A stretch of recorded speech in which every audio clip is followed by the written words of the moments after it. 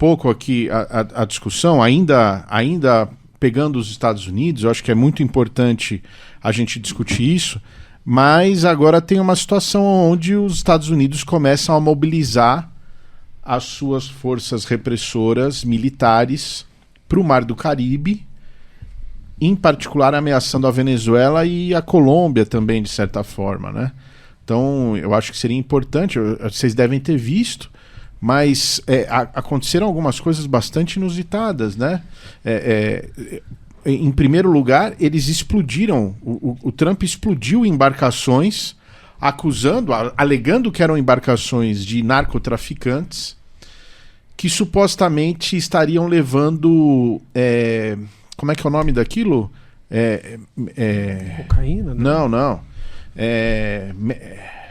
É uma anfetamina, né? Metanfetamina? Não, mas é um outro nome lá que que tá entrando muito nos Estados Unidos e que é um absurdo ele ter alegado isso, porque esse é uma droga que não é produzida na Colômbia ou na Venezuela ou na América do Sul. Fentanilo. Como que é? Fentanilo. Isso. O fentanil é produzido no México e a inteligência americana sabe disso. Então era impossível que houvesse embarcações saindo do Mar do Caribe para os Estados Unidos com fentanil. Então o que o Trump está fazendo? E suponhamos que fossem embarcações de traficantes. Qual que é o procedimento normal? Prender o barco. Olha só, você tem uma força militar enorme. Prender as pessoas que estavam dentro do barco e interrogar elas, inclusive para saber de onde está vindo a droga, quem que produziu, para quem que eles iam vender lá nos Estados Unidos. Não, eles foram lá e explodiram o barco. Ou seja, não tem o menor sentido, do ponto de vista, inclusive, de um suposto combate ao tráfico de drogas, explodir a embarcação. O que mostra que, na verdade, a intenção do Trump não é de combater tráfico de drogas nenhum. A intenção do Trump é de intimidar a Venezuela. E o mesmo aconteceu na Colômbia agora. Na costa da Colômbia, eles explodiram o barco, e aí o Gustavo Petro, presidente da Colômbia, publicamente disse que o Trump era um assassino, porque ele tinha explodido um barco com colombianos que não tem como provar que eram traficantes. Podiam ser pescadores. Assim como os da Venezuela, podiam ser pescadores. Não tem como provar que eles eram traficantes. Chamou o Trump de assassino. E aí o Trump, na rede social dele lá, a Truth, lá, ele falou que o Petro é traficante. Ou seja, é uma escalada É isso agora, nessa semana. Isso é uma escalada das tensões entre os países e que mostra que o Trump está com uma disposição muito forte de ir para cima desses países, né? Eu acho que uma questão para a gente se perguntar e que acho que ajuda a gente a se aproximar de compreender essa dinâmica é por que o Trump está fazendo isso. Ele é um louco? Ou ele faz isso a esmo? Ou ele faz isso com todo mundo? Por que ele está fazendo isso nesse momento, sobre essa forma, né? Então, essa é uma questão importante para a gente refletir. Recentemente, a gente teve aqui no Brasil um debate entre os comunistas que fazem parte da Internacional Comunista Revolucionária, e surgiu uma polêmica, um debate aqui, e nós discutimos isso sobre o que estava acontecendo na América Latina. O que estava acontecendo no Brasil? Por que o Trump está agindo do jeito que está, com os tarifaços no mundo inteiro, e em particular na América Latina e no Brasil? E surgiu uma polêmica, posições diferentes sobre o que estava acontecendo.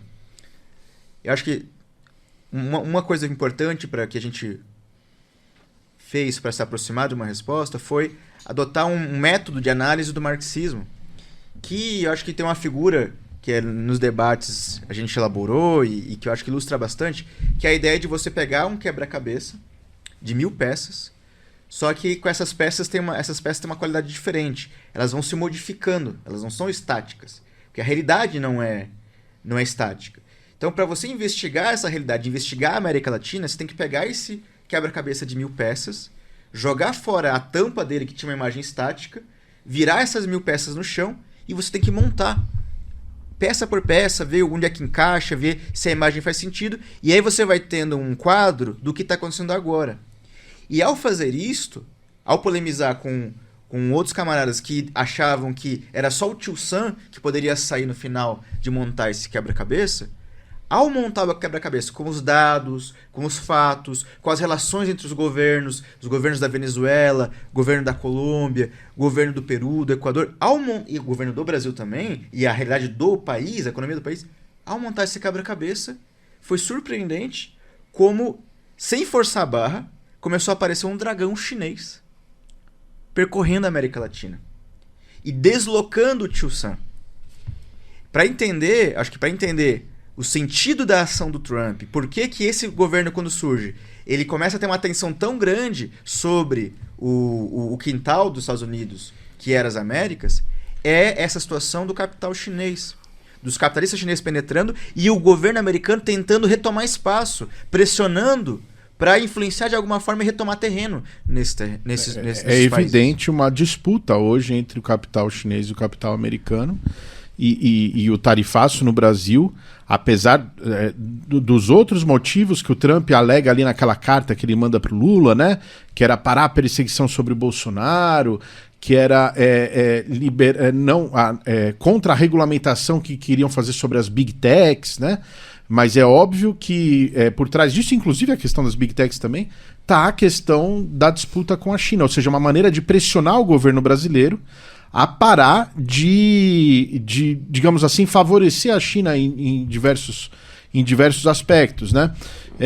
O Lula, o governo do Lula, ele tenta, de certa forma, se equilibrar, né, conciliar os interesses do imperialismo chinês e do imperialismo americano, né? Não é que ele se coloca a favor da China contra os Estados Unidos, né? A gente acabou de ver agora ele lá na ONU abraçando o Trump, e aí depois aquela ligação que ele faz com o Trump, ou seja... O Haddad louco para vir Não, eles estão... Não, as terras raras pode levar Trump, né? O Lula está numa postura de buscar fazer uma política de boa vizinhança com os Estados Unidos e com a China, com os dois ao mesmo tempo. Entretanto, a gente entrou numa nova situação mundial, principalmente marcada aí pela eleição do Trump agora nesse segundo mandato, mas que ela já vinha se desenhando antes, que é uma nova situação mundial onde não existe mais aquela trégua entre os imperialismos que foi estabelecida depois da Segunda Guerra Mundial, a partir de Bretton Woods, etc., que estabeleceu uma ordem imperialista mundial, né? A gente pode chamar de uma ordem imperialista, uma ordem liberal mundial. Essa ordem, ela acabou agora. Não existe mais essa trégua, né? Então, nessa nova situação mundial, por isso essas políticas protecionistas, né? Por isso que começam a se acirrar tantos os conflitos entre os imperialismos, por isso... os tarifaços, né? A guerra tarifária, ela é a primeira expressão de um conflito entre imperialismos para depois chegar, inclusive, a uma guerra de fato, às vias de fato, a uma guerra militar. Então, o que a gente está vendo agora é uma situação onde o tipo de política que o Lula busca fazer de se equilibrar entre os interesses dos imperialismos ele não é mais possível. Cada vez vai ser mais difícil e cada vez mais o Lula e qualquer governo vai ser obrigado, qualquer governo dos países dominados, né, vai ser obrigado a escolher um amo ou outro amo. E não vai poder continuar servindo a dois amos. Panamá é o exemplo clássico disso. Não, Panamá, recente. Agora, Panamá o Trump fez questão de barrar. E a Venezuela. Sim. Veja, a Venezuela, quando o Trump agora ameaça com todo o poderio da Marinha Americana ali às portas da Venezuela... O Maduro, assim como o Lula, não, pode levar a PDVSA, pode levar o petróleo venezuelano. Já propôs para a Chevron levar o petróleo. O Maduro está entregando tudo. Só que não é isso só. A China estabeleceu certas relações com o regime do Maduro que os Estados Unidos precisam, inclusive de maneira exemplar, talvez, mostrar quem manda aqui no quintal deles. A China, no caso da Venezuela, é o principal parceiro do governo venezuelano, o que, em termos da América do Sul, representa o ponto mais débil do imperialismo americano hoje. Então, a pressão dos Estados Unidos sobre a Venezuela é a pressão sobre o seu ponto mais débil, buscando reverter essa situação. Não por acaso, o Prêmio Nobel da Paz foi para uma opositora do Maduro, indicada pelo Marco Rubio. Então, e a atenção desse governo Trump 2.0 sobre a América Latina está dado também pelo Marco Rubio. O Marco Rubio ascendeu um latino, ascender a um dos postos mais importantes, mais chaves do governo americano, é uma coisa inédita, expressa a atenção que esse governo quer dar para disputar as Américas como a sua zona de influência preferencial. Ele pressiona agora a Venezuela num movimento, que é uma escalada que a gente está vendo, que coloca em questão se os Estados Unidos não vai tentar fazer a mesma coisa que ele fez com o Panamá em 89, derrubando o governo por meio de uma intervenção direta. Não está descartado isso. Porque nós estamos vivendo uma nova situação mundial. Esse fim da trégua interimperialista é a luta entre o imperialismo dominante, Estados Unidos, e um ascendente que é a China. Como que esse dominante que está sendo desafiado, ainda que não num nível de ser substituído, mas que em todas as áreas tem disputa, como que ele vai se garantir na América? Então, se for o caso, ele está disposto, nessa nova situação, inclusive, potencialmente, a fazer uma intervenção. Embora diga que é um governo da paz. Mas ele não está lá para fazer a guerra. Ele está lá para libertar o povo venezuelano de um cartel de narcotraficantes que tem como presidente o narcotraficante Mor. Sim, ele está chamando Maduro de traficante. Mas vejam, aí tem a luta de classes. Porque o que acontece na América Latina inteira se os Estados Unidos começa a bombardear a Venezuela, E nos próprios Estados Unidos. E nos Estados Unidos com os migrantes? E não só com os migrantes, com as pessoas que votaram no Trump, achando que ele era o presidente da paz. Porque ele prometeu que ia acabar as guerras intermináveis. Ou seja, o Trump está morto se ele invade a Venezuela. E ao mesmo tempo, talvez ele precise dar esse passo. Então ele está numa sinuca de bico, como a gente chama aqui no Brasil, não sei se vocês entendem isso. Mas é num beco sem saída. Um beco sem saída. Sim, não, sim. Essa sinuca de bico ela é agravada pelo fato da Colômbia, do lado da Venezuela, que historicamente era ponto de apoio dos Estados Unidos. As bases americanas estão lá. A maioria 7 bases americanas na maioria Colômbia. da economia colombiana está vinculada aos Estados Unidos. Mas agora, o Caio pontuou, é um governo com um presidente que é um outro narcotraficante. E o governo da Colômbia diz, se atacar a Venezuela, nós vamos intervir e vai ficar feio para os Estados Unidos. Ou seja, a sinuca de bico, a crise, ela está posta também porque a Colômbia está num outro quadro agora da correlação de forças que os Estados Unidos têm nas Américas. E num momento em que, mesmo antes dos Estados Unidos invadirem a Venezuela, a gente já está vendo uma série de mobilizações bastante importantes aqui. Equador, Peru, né? Argentina também contra o Milei. É bastante impressionante o desenvolvimento. Né? Sim, não. A importância que a América Latina tem nessa questão e o papel que vai jogar a classe trabalhadora em toda a América Latina é muito importante, porque assim, esse movimento que está colocado de uma ascensão de um imperialismo chinês que ocupou um terreno deixado pelo declínio do imperialismo europeu, por exemplo, já na África, o domínio em vários países na Ásia, e agora o que fica, né? Então, assim, por uma série de motivos, seja por questão de mão de obra, seja por extrair a partir do crédito da dívida, tem uma série de fatores importantes nisso tudo. O caso do Peru, por exemplo, mobilizações massivas em relação à questão por conta da Previdência, um ataque à Previdência peruana, e o dedo da China em várias questões da América Latina, a importância que a América Latina tem, do ponto de vista, inclusive, da própria indústria chinesa. Então, por exemplo, não só os Andes, Peru e Argentina, Chile, o que eles podem fornecer de cobre, lítio, que é bastante crucial para a indústria chinesa, mas também o Brasil, a Indonésia, que tinha passado há pouco tempo atrás tentando barrar a exportação de níquel bruto, né, direto para a China, e o Brasil que também aparece como um lugar bastante potencial. Então, assim, a tendência é intensificar cada vez mais a disputa entre China e Estados Unidos, desses dois imperialismos, por expoliar, né, a América Latina e a classe trabalhadora latino-americana é muito grande. Então, assim, acho que o papel que vai jogar e a atenção que a gente tem que dar nisso, a política desenvolvida pelo Lula ou também por outras direções, seja o Petro também ou o Maduro, assim, é de uma atenção bastante importante. Assim. E espoliar e também ter onde jogar suas mercadorias, no caso da China, né? Porque vamos lembrar que, assim, A China, mesmo sendo o país aí com a maior população, não sei se a Índia já passou a China, mas existe uma capacidade, de fato, do mercado consumidor chinês, que não consegue consumir tudo que a indústria, a China, que hoje é a fábrica do mundo, produz. E essas mercadorias precisam escoar, elas precisam encontrar novos mercados, não tem como. E isso é a loucura do capitalismo, né? Que, diferente de todos os antigos modos de feudalismo, antiguidade, né, Grécia, Roma antiga, no feudalismo as crises acontecem porque tem mercadoria demais. No capitalismo. No capitalismo. No capitalismo, eu falei Feudalismo. no capitalismo. Feudalismo As ao contrário. crises, o contrário. Ali falta. É a falta Ali é a falta. da colheita. No capitalismo as crises acontecem porque. Imagina, e aí é um absurdo, porque a gente tá falando aqui de um crescimento do número de desempregados no mundo todo, de jovens que não têm perspectiva de emprego, de questões como a inteligência artificial, que deveria liberar tempo livre para as pessoas poderem fazer outras coisas da sua vida, se desenvolverem plenamente, mas o que está acontecendo com a inteligência artificial?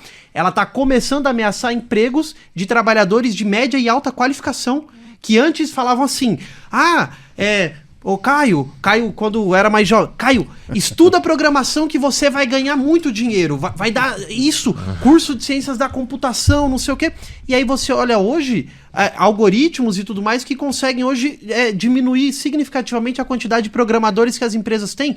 E quais são as empresas que mais têm ações valorizadas nas bolsas de valores? Empresas ligadas à tecnologia. Não, os CEOs das empresas de tecnologia estão dizendo já abertamente que a perspectiva é que nos próximos anos se reduza pela metade os postos de trabalho de colarinho branco, que eles chamam por causa da inteligência artificial. Ou seja, aquilo que, né, o pessoal fala, o Marx diz... Não, o Marx previu isso. Falou que o capitalismo tenderia a transformar cada vez mais massas e massas de pessoas em proletários. O que é um proletário? É o seguinte, se você tem um emprego, você come. Se você não tem emprego, você morre de fome. E eu acho que isso é muito concreto. A gente está vendo cada vez mais pessoas que, mesmo profissionais liberais, de classe de média qualificação, que estão perdendo seus empregos, né? Se diz muito aqui, mesmo em áreas não ligadas à inteligência artificial, a crise dos formados em direito, a crise dos advogados, que se forma hoje um monte de advogado e eles não conseguem atuar.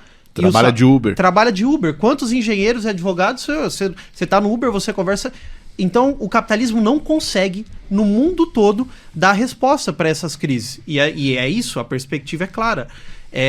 A gente vai ter crise de superprodução, ou seja, porque tem coisas em excesso, as pessoas não podem comer, consumir, vestir, morar, ter onde dormir. E isso vai fazer com que a classe trabalhadora se movimente. E se não tiver um partido...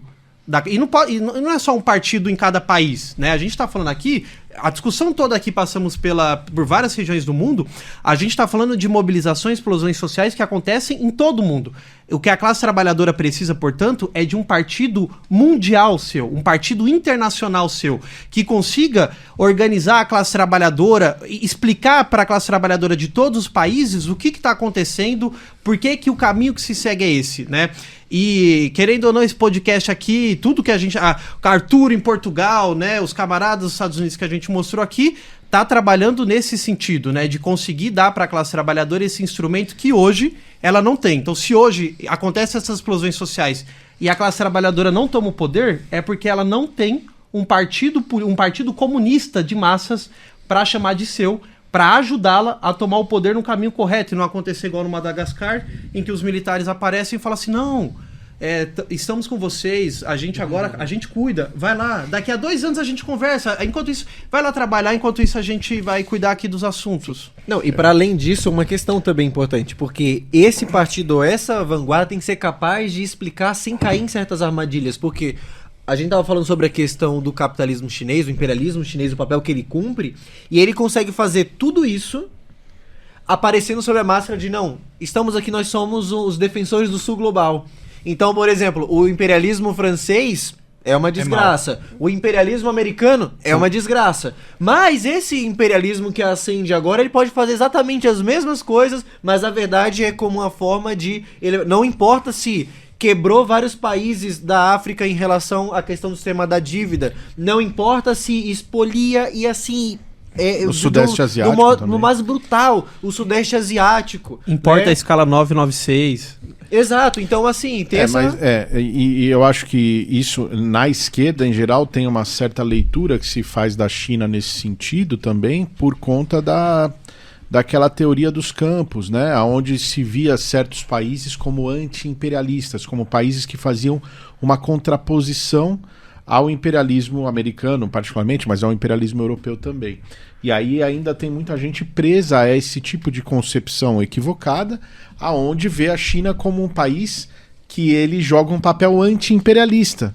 E aí, claro, sem compreender que a própria China hoje se converteu numa economia imperialista, né? A burguesia chinesa hoje, que é simplesmente a burguesia que tem o segundo maior número de bilionários no mundo, só atrás dos Estados Unidos, né? E que joga um papel imperialista hoje no mundo, mesmo que sob face humana, né? Com essa máscara que o Marcos estava falando. Eu queria continuar agora aqui nesse assunto, porque está muito interessante, mas nós...